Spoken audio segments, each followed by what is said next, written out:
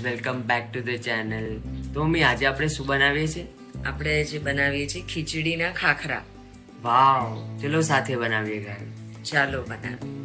સો mummy, આપણે શું શું ઇન્ગ્રેડિયન્ટ્સ વાપરશું?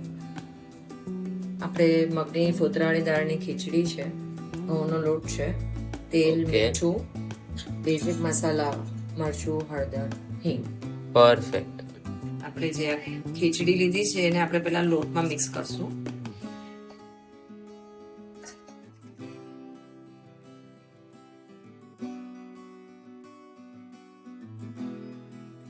આપણે આ ખીચડીથી લોટ બંધાઈ જશે, પણ એની પહેલા થોડાક મસાલા એમાં નાખી દઈશું.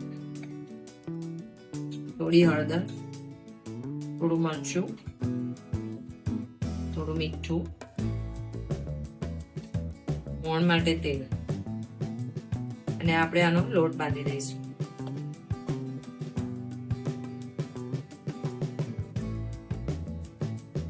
આપણે આના ખાખરા બનાવીએ એટલે ખાખરાનો જે કન્સિસ્ટન્સીનો લોટ હોય ને એવો બાંધવાનો રહેશે.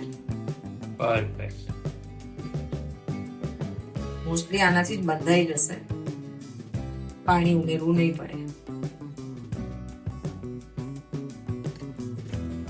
આપણે પરફેક્ટ લોટ બંધાઈ ગયો છે અને હવે આપણે આના ખાખરા વણી લઈશું.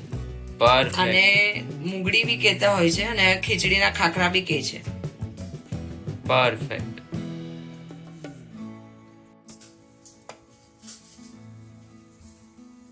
નોર્મલ ખાખરા કરતા ખીચડીના ખાખરા થોડાક જાડા હોય છે, પણ એ જાડા રાખવામાં જેનો ટેસ્ટ અને ખાવામાં જે ફરક પડે એમાં જ મજા આવે છે. અને થોડાક ઓછા હોય પણ ખાવામાં બહુ સરસ લાગે છે.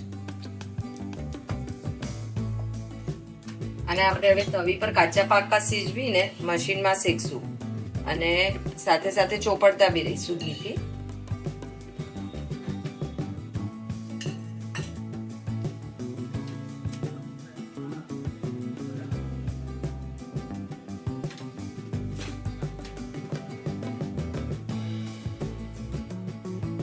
આપણે રોટલીના મશીનમાં આને શેકવા મૂકશું.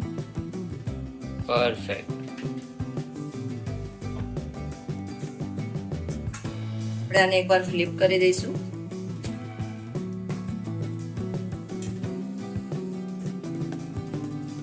ખાખરો શેકાઈને રેડી છે. આપણે એને પ્લેટ ઉપર મૂકી દઈશું અને અહીંયા બીજો ખાખરો શેકવા મૂકીશું. પરફેક્ટ.